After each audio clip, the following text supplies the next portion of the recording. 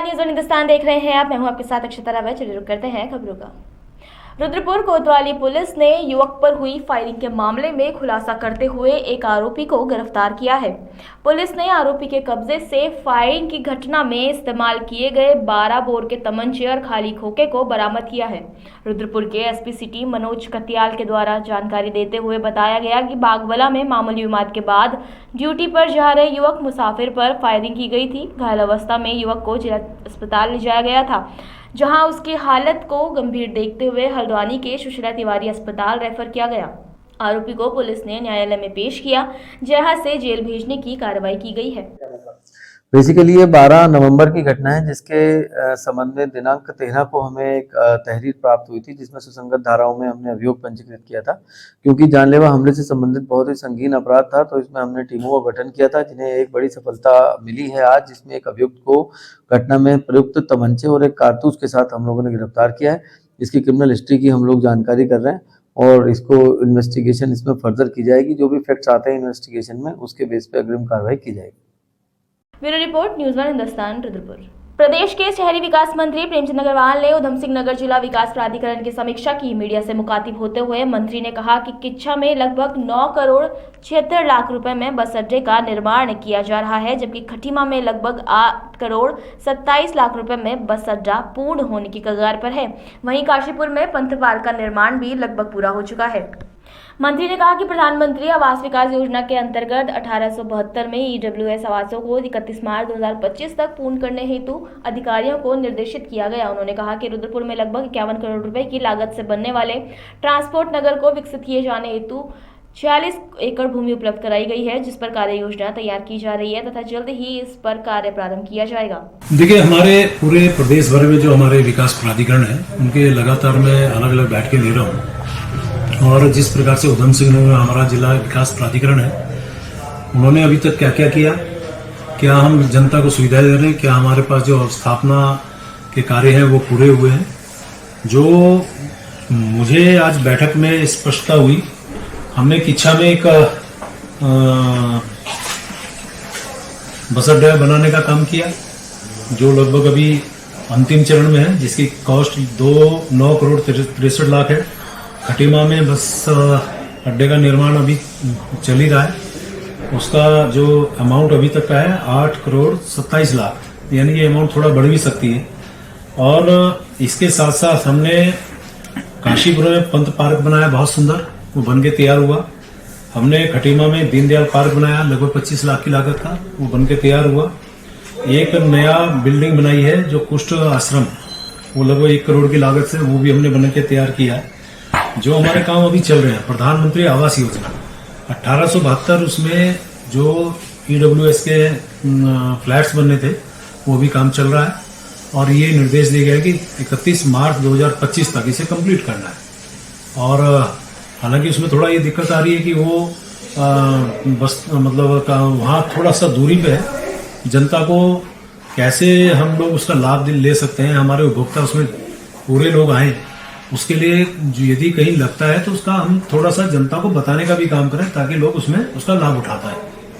और हमारे यहाँ जो काम अभी होने हैं, तो उसमें एक है ट्रांसपोर्ट नगर, जिसके लिए 46 एकड़ की जमीन हमें मिल चुकी है। 51 करोड़ की लागत से उसको बनाने का काम चल रहा है। ड्राइंग बना ली है, उसके बाद हम उसका डीपीआर बनाएंगे, ताकि स्टेक होल्डर्स की मीटिंग के बाद उसमें भी हम निर्माण कार्य यहाँ शासन से अनुमति के बाद उसको कर सके।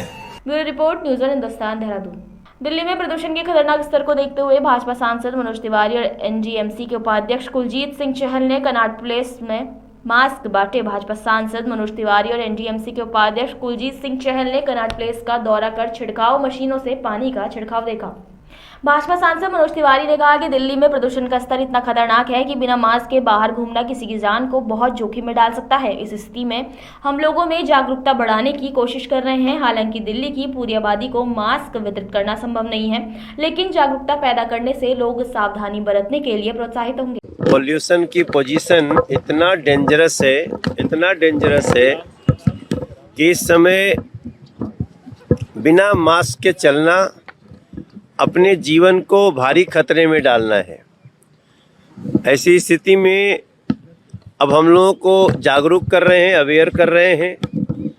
हम ये भी जानते हुए कि हमारे मास्क बांटने से पूरी दिल्ली के 3 करोड़ लोगों को तो मास्क नहीं पहुंच जाएगा, लेकिन जो अवेयरनेस होगा वो उनको ज़रूर हमारे तरह, जैसे आज हमारे साथ कुलजीत चहल जी हैं, नीलकांत बख्शी जी हैं, ऐसे बहुत सारे लोगों के साथ जब लोगों को पता चलेगा कि अच्छा ये मनोज तिवारी इसलिए मास्क बांट रहा है क्योंकि हवा बहुत जहरीली है। थैंक्स करता हूँ मीडिया को जो इस समस्या को लगातार चैनलों पे दिखा रही है। लेकिन कई बार लोग ऐसा होता है कि छोटी छोटी चीज़ों को वो ज़रूरत की वस्तुओं से अलग कर देते हैं। तो हम तो दुर्भाग्य ये है कि 2016 से यहाँ मास्क लोगों को डिस्ट्रीब्यूट कर रहे हैं। आप में से बहुत सारे लोग उसमें शामिल भी होते रहे हैं, लेकिन इसके बाद भी 16 से 24 में भी वही स्थिति और ख़तरनाक हो गई है। तब ये चिंता की बात है, मगर अब हमें क्या करें, वो सब कुछ देखते हुए भी जो अपना कर्तव्य है हम कर रहे हैं। लेकिन इसका सबसे बड़ा जो काम होना चाहिए कि इसकी आवश्यकता ही ना पड़े, उसके लिए पोल्यूशन इज स्टेट सब्जेक्ट, और दिल्ली सरकार में बैठे हुए लोगों ने मौत परोसी है। उन लोगों ने इसकी चिंता करना तो दूर, इस पे ना कोई बैठक हुई। मैं दिल्ली का तीसरी बार का सांसद हूँ, मैं 2014 से देख रहा हूँ, एक भी आज तक मीटिंग यहाँ के दिल्ली के सीएम नहीं बता सकते, या ना आप लोगों के ध्यान में आया होगा, जहाँ हम लोग पोल्यूशन कंट्रोल करने के लिए सांसदों के साथ, क्योंकि दोष देना तो बहुत आसान है, केंद्र सरकार को दोष दे देना, लेकिन हमारी तो सरकार और राज्यों में है। वहीं एनडीएमसी के उपाध्यक्ष कुलजीत सिंह चहल ने कहा कि जैसा कि आपने देखा होगा, जब प्रदूषण का स्तर बढ़ता है तो एनडीएमसी सबसे पहले अपना हरित क्षेत्र बढ़ाती है। हमने व्यापक वृक्षारोपण अभियान चलाए हैं, हमने मशीनीकृत सफाई व्यवस्था भी की है, हमारी धुआं निरोधक मशीनें चालू हैं। हम सुनिश्चित करते हैं कि निर्माण स्थल और धूल वाले क्षेत्रों का अच्छी तरह से रखरखाव किया जाएगा, जबकि दिल्ली सरकार निष्क्रिय है और आरोप प्रत्यारोप में लगी हुई है। आपने देखा होगा एनडीएमसी जब पोल्यूशन बढ़ रहा है, सबसे पहले हमने कई सालों में अपना ग्रीन फोल्ड बढ़ाया है, प्लांटेशन ड्राइव खूब करी है। हमारे यहाँ मैकेनाइज स्वीपिंग भी होती है, हमारे यहाँ एंटी स्मोक मशीन, आपने देखा एंटी स्मोक मशीन भी हमारे यहाँ काम कर रही है। हमारे हर जगह कहीं कंस्ट्रक्शन या कहीं धूल ना हो, हमने उसको भी मेंटेन किया है। रोड्स हमारे प्रॉपर हैं, जो धूल ना वाले रोड हमारे प्रॉपर मेंटेन है। तो चाहे स्वीपिंग पे हो, जितने भी कारण हो सकते हैं, पर एनडीएमसी का एक छोटा सा एरिया है। दिल्ली सरकार सोई हुई ऐसे ब्लेम गेम चल कर रही है। पहले मुख्यमंत्री रहते हुए अरविंद केजरीवाल जी ब्लेम गेम करते थे, अब आतिशी जी ब्लेम गेम कर रही है। मैं निवेदन करता हूं कि दिल्ली की जनता को इस दम घोटू धुएं से निकालने के लिए, हम इस दिल्ली की जनता को दम घोटू धुएं से हम मिलकर काम करते हैं। हमें मिलकर काम करना होगा, दिल्ली को बचाना होगा। आप आरोप प्रत्यारोप लगाते रहिए, आप हमें भी कोसते रहिए, पर आप दिल्ली की जनता को इस दम घोटू जो कैंसर जैसी और बड़ी भयानक बीमारी कर रहे हैं, बच्चे आज जी नहीं पा रहे हैं, स्कूल की छुट्टियां करनी पड़ रही है। वादा किया था नए स्कूल खोलने का, स्कूल बच्चे नहीं जा पा रहे हैं, पढ़ाई डिस्टर्ब हो रही है। इसका जिम्मेदार कौन है? अगर इसका कोई जिम्मेदार है, आम आदमी पार्टी, अरविंद केजरीवाल और इनके मंत्री जिम्मेदार हैं। दिल्ली की जनता माफ़ नहीं करेगी। दिल्ली की जनता जिस तरह से आपको लोकसभा में 7 सीटें हराई, दिल्ली की जनता आने वाले विधानसभा चुनाव में आपको बिल्कुल सुपड़ा साफ करेगी। Bureau report, news on Hindustan, Delhi. Uttarakhand परिवहन निगम की रामनगर डिपो की एक बस सुबह 11 बजे रामनगर से यात्रियों को लेकर गुड़गांव के लिए रवाना हुई थी। इस बीच हल्द्वानी के समीप बस चालक बस के स्टीयरिंग से नियंत्रण खो बैठा और बस समीप में ही सड़क किनारे एक पेड़ से टकराकर एक गड्ढे में जाकर रुक गई। घटना के बाद यात्रियों में चीख पुकार मच गई। हादसे के बाद मौके पर मौजूद लोगों ने बस में सवार सभी यात्रियों को सुरक्षित बाहर निकाला। जानकारी के मुताबिक बस चालक शाहिद निवासी मुरादाबाद का अचानक स्वास्थ्य खराब होने के बाद उसे अटैक पड़ गया, जिसके बाद उसका बस स्टीयरिंग से नियंत्रण खो गया। वहीं बस में सवार एक यात्री घायल हो गया, अन्य सभी यात्री पूरी तरह से सुरक्षित हैं तथा एक बड़ा हादसा होने से टल गया। मेरे हाथ में कोहनी में चोट लगी है, थोड़ा सा अपना चार्ट आ गया रखना।